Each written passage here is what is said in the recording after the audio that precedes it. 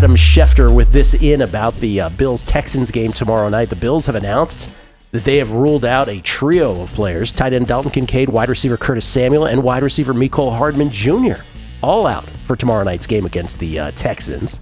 Bills right now, 5.5-point favorites right now is what we're seeing. Again, it's Davis Mills. We're showing 6. I think mainly consensus. 6 is out there. Yeah, 6 consensus now. This is Davis Mills going for the Texans, not C.J. Stroud. C.J. Stroud still feeling the effects of the concussion. Bills without those three guys at Davis Mills and the Texans tomorrow night at NRG Stadium. Anything?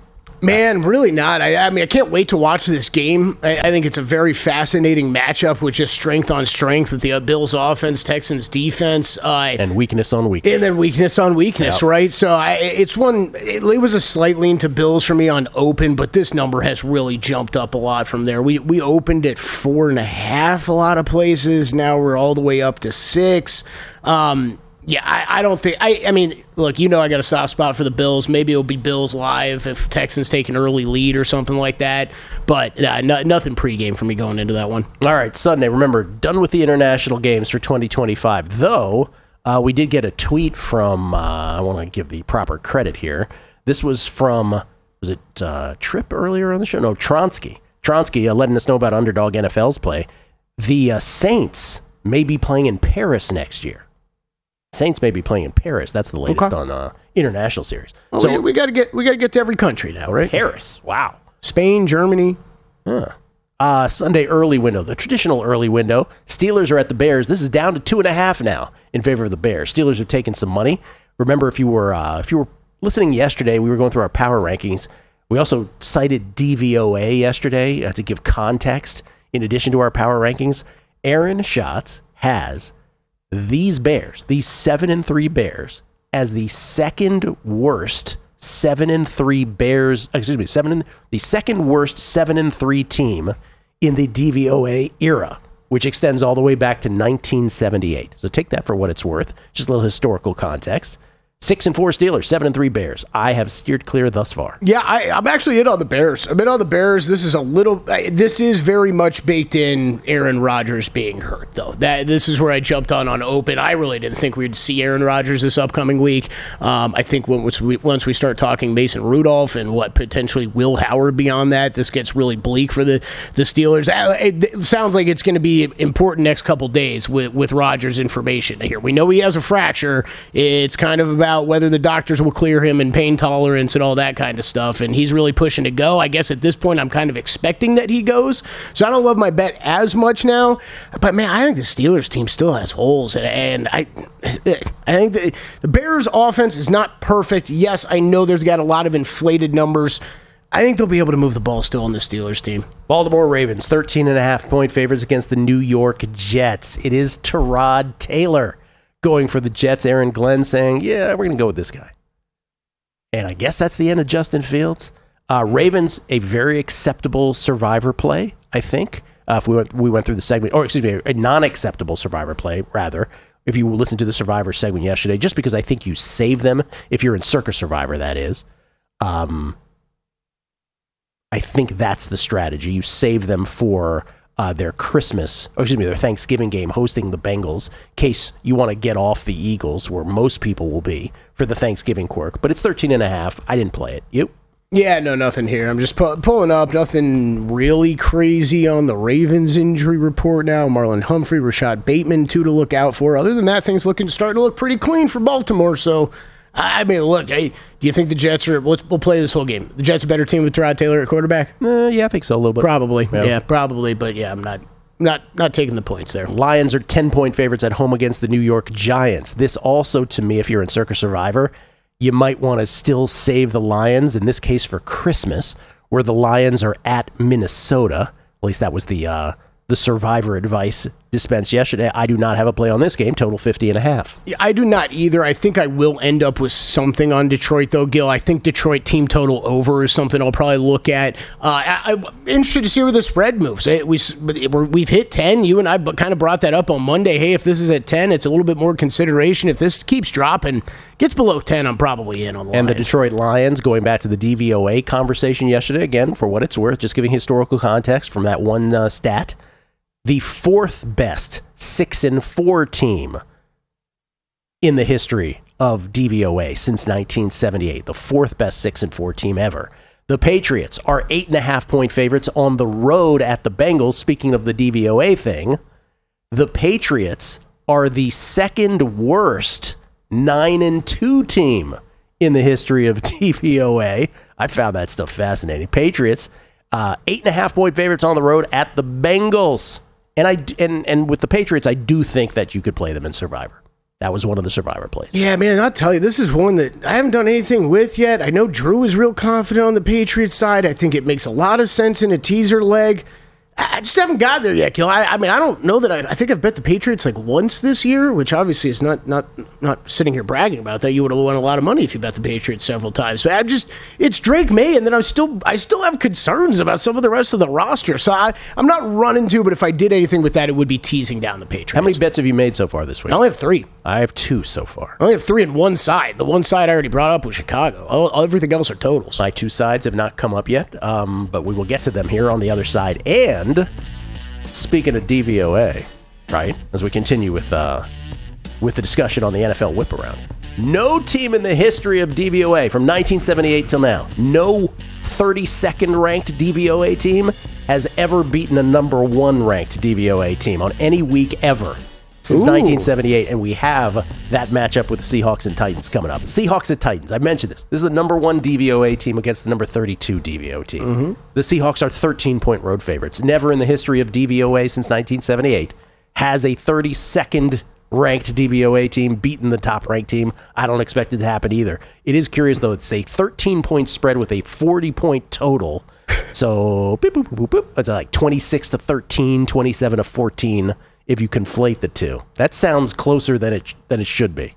Yeah, I bet the under immediate on open. It was 42.5 on open. Look, Seahawks defense, real good. Tennessee Titans offense, real bad. This one was pretty easy for me to pull the trigger on. I don't even know if 40 might be too high still. Yeah. Quad City DJs were at 1995 Summer Jam at Shoreline, KMEL. Come on. Everybody knows that. Vikings at Packers, also in the early window. Packers are 6.5-point favorites in this one. And in terms of the Survivor segment yesterday, this is a possibility, I think. I think if you play the Packers, that's a pretty good choice. It was one of my 4. We already had New England as another one. And Seattle, by the way, was a third that we just went to. I think the Packers are a viable pick as well in Circa Survivor. You're not saving them for at Detroit on Thanksgiving.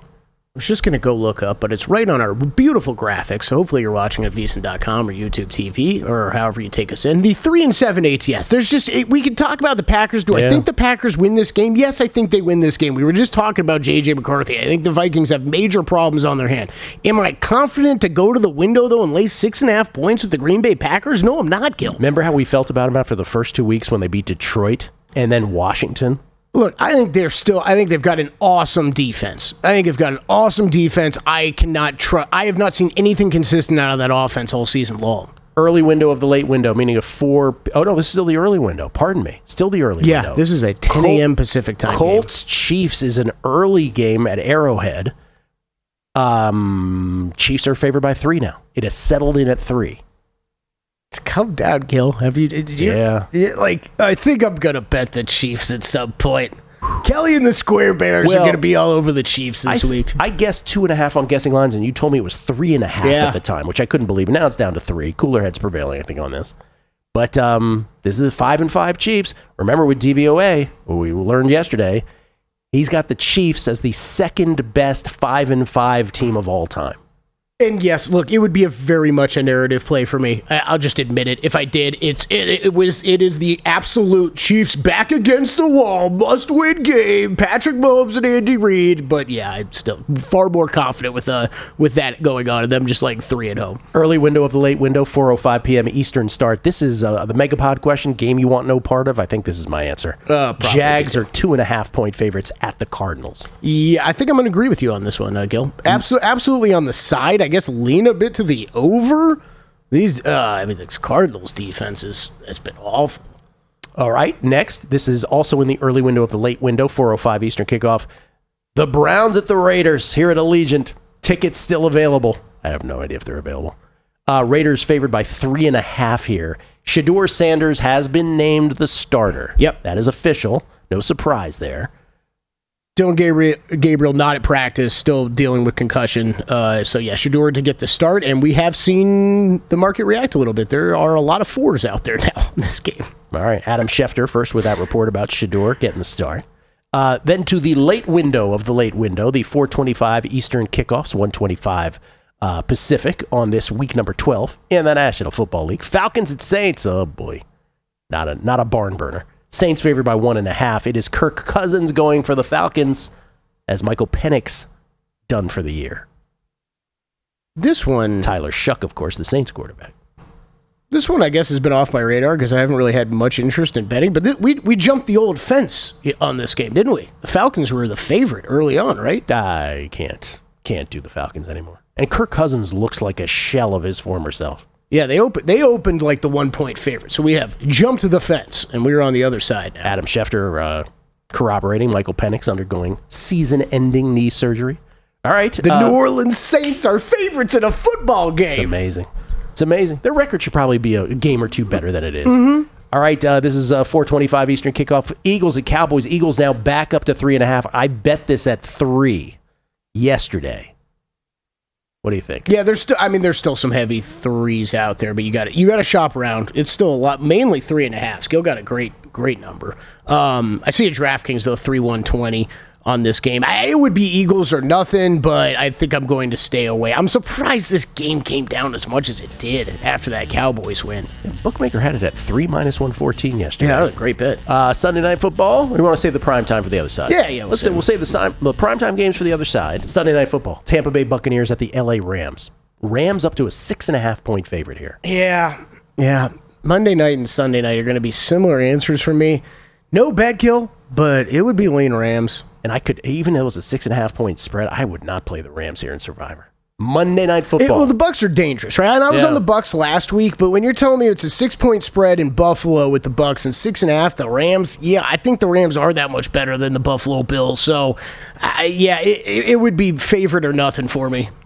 Just like Niners here. And then Monday night, this was the first bet I made on guessing lines, the only one I made during the show. Niners are 6.5-point favorites at home against the Carolina Panthers.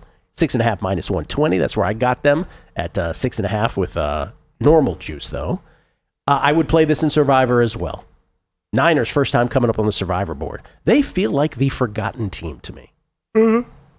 Definitely. Hey, the offense has been awesome. I will have a play in this game. I just don't know what yet. I know I've said that about a couple, but I'm waiting for more team totals to be released. I'm thinking a team total over on the 49ers is likely what I'm going to play. I think you're in a good spot this week too. If you wanted to do if you needed to do a primetime Sunday night, Monday night money line parlay, I think that probably gets home too. Thanks for watching, but don't let the betting insights end here. If you want an extra edge this football season, you can get a month of VSiN Pro right now, absolutely free. That means access to our betting insights, analysis, and tools like our betting splits at zero cost to you. Click the link in the description to sign up.